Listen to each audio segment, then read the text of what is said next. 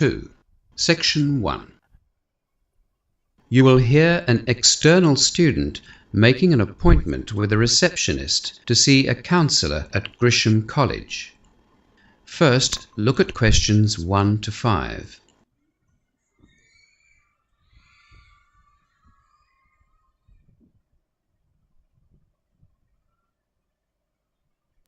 You will see that there is an example already done for you. For this question only, the conversation relating to the example will be played first. I'd like to make an appointment to see a student counsellor. Yes, certainly. Are you a student at the college? Yes. I'm studying linguistics, second year. Right. I'll just get a few details. Jack said that he is in his second year, which means he is a current student, so B is the correct answer. Now we shall begin. You should answer the questions as you listen, because you will not hear the recording a second time.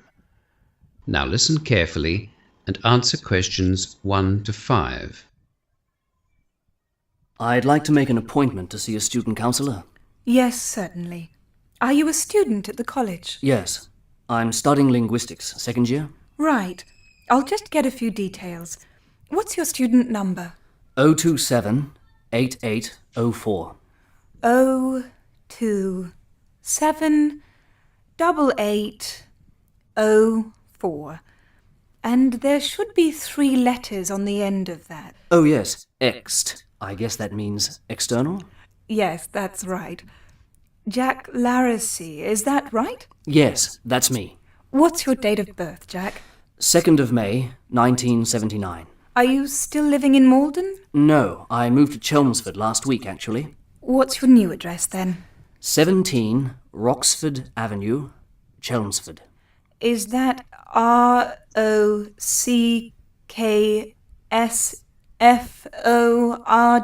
Yes, that's right. The postcode for Chelmsford is CM3 94Y. Thanks. What time would you like to have your interview? When are you open? The office is open from 8 a.m. to 5 p.m., but we can schedule appointments from 8 in the morning through till 7 at night. That's great. The evening would suit me better. How about 6 on Thursday night? Terrific. Do I come here for the interview? Yes, but because the office closes at 5, the door will be locked.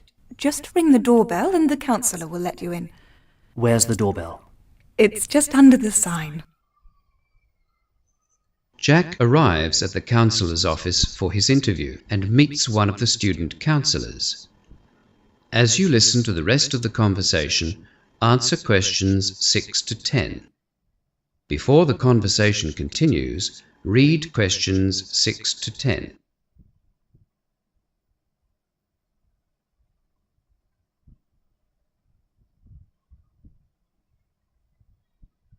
Hi, you must be Jack. I'm Ellen Short, one of the student counsellors at Grisham College. Nice to meet you, Ellen. I see you're an external student, Jack. Do you find it difficult to do your assignments without going to lectures? Oh, not really. We get really good study guides that have all the information we need, but we can also contact the lecturers by phone or email. It's been a great course. That's good to hear. Now, what can I help you with? I'd like to talk about my career options. I'm teaching French at the moment and studying linguistics, but I've been offered a research position at the university. I really don't know whether to take the position or not. Oh, I see. Do you enjoy teaching? Well, yes, for the most part, I do. I find teaching very satisfying. It's great to see students do well. And, of course, I love the summer holiday. 6 weeks at the end of the school year is fantastic. Yes, but you'd get a long summer holiday at the university, wouldn't you? Yes, I think it's an even longer period. Is there anything that you don't like about teaching? Oh, yes. Lazy students who don't want to do any work, or the ones that behave badly and disturb the rest of the class. That can be very difficult. I guess I am a little tired of teaching. The pay for teachers isn't very good either. In fact, I find it difficult to save any money from my salary. I see. So what do you think the advantages of working at the university will be? Well, as I said, it's a research position, which means I wouldn't be teaching. It would be nice to have a break. The pay will be much better than what I'm getting at the moment, and, of course, I'd still get a long summer holiday. And professionally, I think working at a university would help me in the future. So, are there any negatives? Well, the only real negative that I can think of is that I'll be working by myself.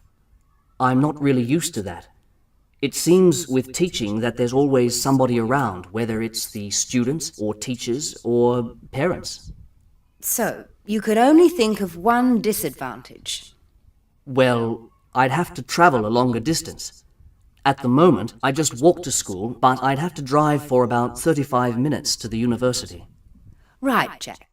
Let's write down all of the advantages and disadvantages in both jobs. Yes, that sounds like a good idea. Right. Let's start with the advantages of teaching.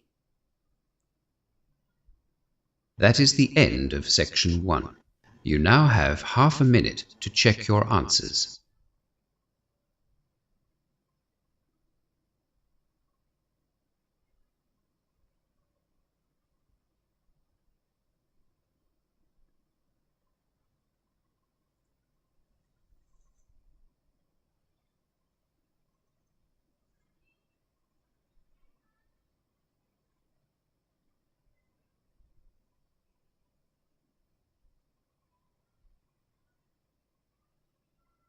Now turn to section 2 of your listening question booklet.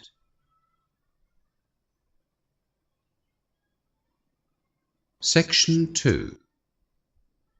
You will hear Constable Andrew Gray talking about a problem in the Darlinghurst area to a group of international students at the University of Technology International Centre. As you listen to the talk, answer questions 11 to 15. Before you listen, look at questions 11 to 15.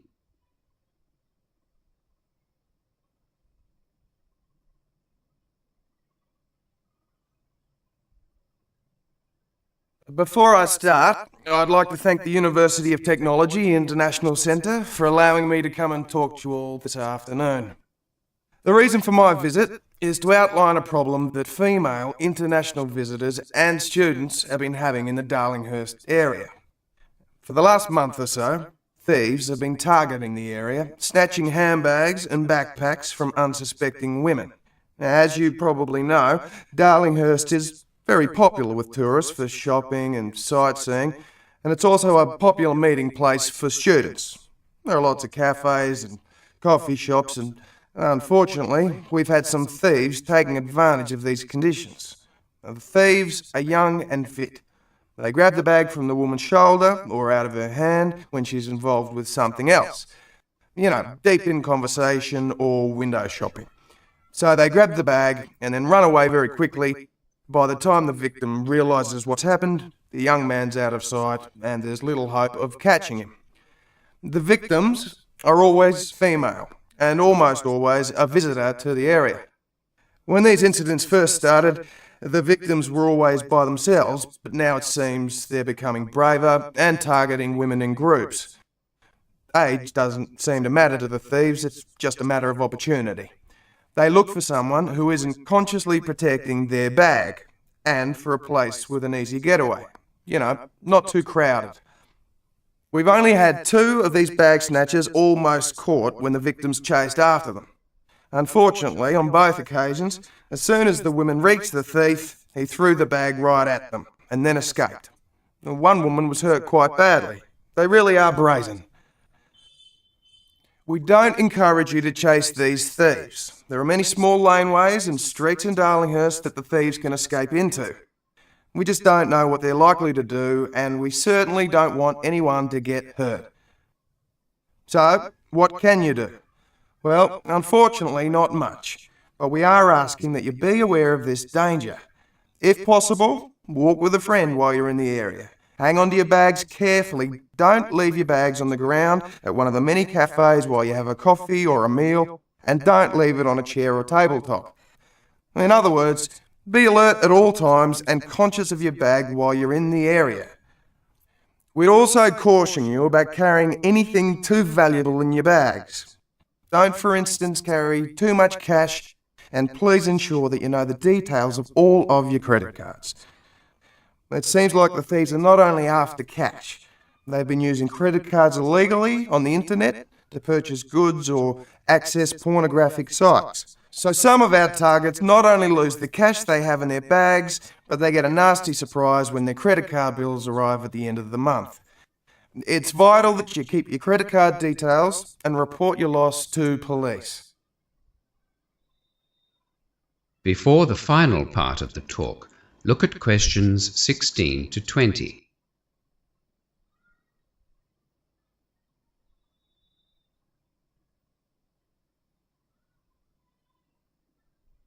Now you will hear the rest of the talk.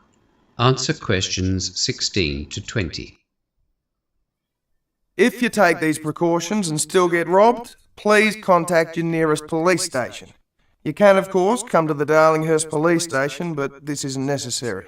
The police will need to get certain details, in particular, your name, your contact phone number, and the time that the robbery took place. We'll also ask you for the exact location of the incident. Please take note of the nearest cross street or laneway. A lot of the victims haven't been able to tell us this, but it is vital if we're going to catch these thieves. Or try to remember the name of the nearest shop. We are trying to establish any patterns to the thefts. We will also need a full description of the bag or article that was snatched. Most of the bags are found discarded nearby with the cash and credit cards gone. Obviously, you'll need to cancel your credit cards as a matter of urgency. The only protection you have against being made responsible for illegal use of your credit card is if you report the card stolen before the thieves can use it. We are confident that these thieves will stop their practice if we show that we're aware of their presence and limit their profits. The Darlinghurst Police have some plainclothes female detectives in the area now, and we're sure to catch them. Getting accurate locations of these incidents is vital. It's not our intention to frighten any of you, but we do want you to be aware of the problem and hopefully avoid any trouble. Are there any questions? That is the end of section 2. You now have half a minute to check your answers.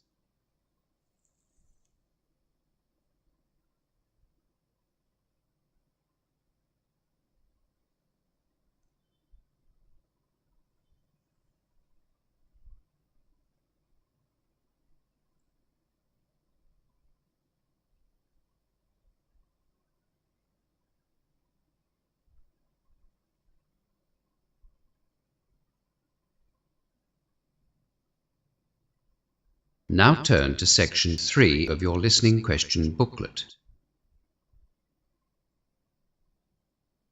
Section 3. In this section, you will hear two students talking to their tutor about a presentation they are going to give. First, look at questions 21 to 30.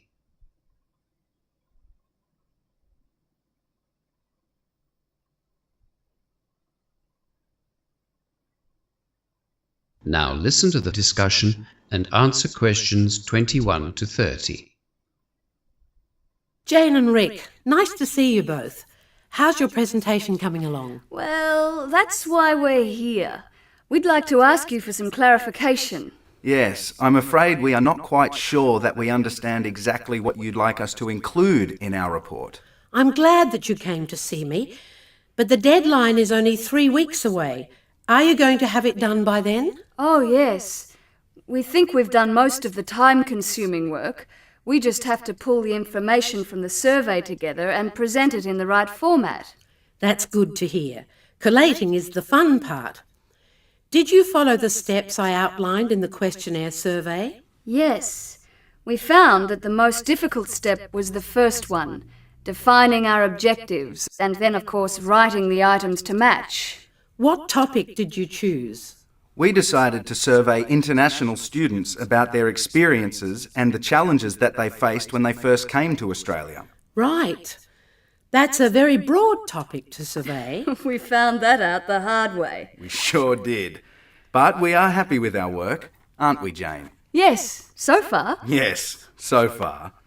We handed out almost 400 surveys to international students, not all from Longholm either. We sent 150 to the Western Australian Education Department in Perth and 120 to Griffin Technical College in Melbourne. I'm pleased to hear that you didn't restrict the survey to Longholm. No, we wanted to find out the responses from a range of international students in Australia, as opposed to the experiences at one tertiary institution only. We chose a technical college as well as a university campus and a high school. That gave us access to students of different ages and different disciplines. So, how many respondents did you get? Well, in our trial of the survey, we received 44 out of the 50 surveys. That's 88%. But that was tightly controlled. We didn't expect such a high percentage of returns from the actual survey itself. We had hoped to receive about 70%. Yes, we were both a bit surprised, really. We got over 320 surveys returned. 322 to be exact. That's 80%. 322 out of 400? Yes, that is an impressive rate of response. Did you have to do a lot of follow-up work to get those? We sent out some postcard reminders to some students who hadn't returned the surveys by the deadline, and from them we received another 38 surveys back. Rick had written a very persuasive transmittal letter that accompanied the survey. In the letter, he appealed for their individual contribution so that the situation for international students might improve. Transmittal letters can be very effective. Well done. So, it sounds like you followed the correct procedure up until now. You set your objectives and wrote items to match those objectives. You gave out trial surveys, collected them, chased the late surveys. I hope you had also analysed your pre-test trial results before sending out the actual surveys. Yes, analysing the data from the trial survey was very useful. We checked all of the responses to each item in the pretest and found a pattern in some items that had been left unanswered. We rewrote those items that were ambiguous or open to different interpretation. The actual survey worked better because of this. Trial surveys can be invaluable. So, you sent out your transmittal letters with the survey and got a high percentage of responses. You shouldn't have any problems making general conclusions for your survey. Yes, we have collated all of our data, which took ages after we received the actual surveys back. We haven't started to make conclusions yet because we are not sure how to begin our report. You've done the majority of the work, as Jane said, the time-consuming part. It'll probably help you to know the 3 main criteria I'll be using to mark your presentations. The first is the quality of your questions' objectives. Make sure that you don't give me aims of the survey. I want clear objectives for each item. The second criterion is the quality of the items in your questionnaire. Well, we are quite confident with the items. We analysed the pretest trial quite thoroughly. Yes, you have already completed that section, obviously. The third criterion will be judging the quality of your analysis of the data and the conclusions that you draw. This is always the most interesting part of the presentations for me. Should this include percentages and tables and graphs to display the data? Absolutely. Make your conclusions as visual as possible. They should be easy to read and easy to follow. Ensure that the tables and graphs are clearly labelled with appropriate headings and only include relevant data. That's great. Thank you very much. We know what we need to do next. Yes, thanks a lot. My pleasure. I look forward to seeing your presentation in March. That is the end of section 3. You now have half a minute to check your answers.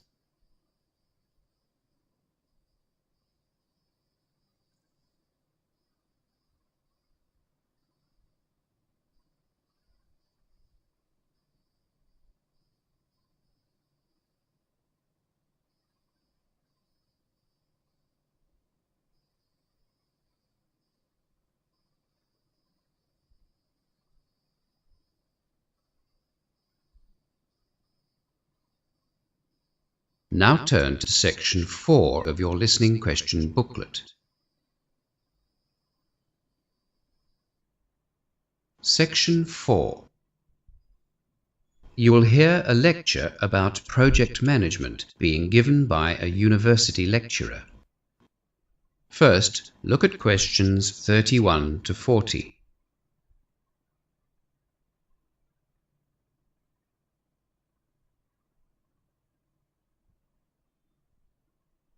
Now listen to the lecture and answer questions 31 to 40. I'd like to begin today with a quick review of last week's lecture. We saw the definition of project management as something which has a clear beginning and a clear completion date with goals, a budget, and a schedule. We saw its presence in the private and public sectors in many different industries. You'll also remember that we outlined the life cycle, as it were, of a project and looked at the first of a 4-stage cycle, establishing the limits of the project. Today we're going to talk broadly about the second stage of project management, developing a plan for the project. Next week we'll focus on the implementation of the project, and then the final stage, its evaluation.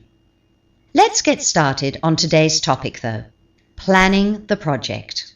The success of a project will depend on the skills and care which you put in at this initial planning stage. Planning is not only necessary in terms of budget or cost, it's also crucial that you consider the time frame of a project and the standards which you'll be expected to provide. These 3 elements are, of course, integrated. Project planning is best conducted as a team. You might have to take responsibility for handing over the final plan, but without a team behind you, you'll find it almost impossible to plan effectively. We'll discuss budgetary planning firstly, because that is, of course, what you are most likely to be evaluated on by your own manager. Before drawing up a budget, you'll need to understand the time frame involved to carry out the work and the standard of delivery at which the labour and materials are to be supplied. Now, this is arguably the most difficult to plan for. You'll never plan completely accurately for a project in terms of money, but you will become better at planning realistically. And it is this part of the planning process that you will do last. The best way to plan the cost of a project is to consider all the factors involved and how those factors relate to time and standard of delivery. Write these down on a spreadsheet format and begin the task of costing and estimating. The company that you're employed by will always have their own systems in place for doing this. They will also indicate the kind of profit they are looking for, usually in percentage terms. The second stage of planning is the allocation of time to a project, and for this you'll have to canvass others for help. Only by asking the advice and opinions of those with expertise in the field will you be able to establish the size of each unit of work to be completed and the order in which those units of work should be carried out. Remember that some units of work may be done simultaneously, but many cannot. In your tutorials this week, you'll be introduced to the Gantt chart. That's G-A-N-T. This method of planning project activities has been very successful in the field of project management. The complete set of tasks involved in a project are identified and then planned in relation to each other. You'll soon discover that organizing and prioritizing activities is quite an art form. The third part of your planning, as I said, will affect your money and time considerations, and that is the standard of delivery that the project demands. These standards will be outlined in the tender documents, if they've been your guide or the master plan from which you're working. Always make sure that you've got all of the project-related documents that are available. For every unit of work that is to be completed, you'll have to write specifications. They are detailed descriptions outlining specific standards of quality in materials and labour. If these specifications are not carefully written and then complied with, the project is unlikely to be successful. These specifications will be referred to many times once the project is underway. You will also have to deal with a quality assurance manager at this stage, who will advise you on the standards which need to be met. Quality management has become a valued component in successful project management companies. I provided you with an outline of the planning process for project management, but you'll be looking at these 3 elements in more depth in your tutorials this week. That is the end of section 4 and the end of the listening test. You now have half a minute to check your answers.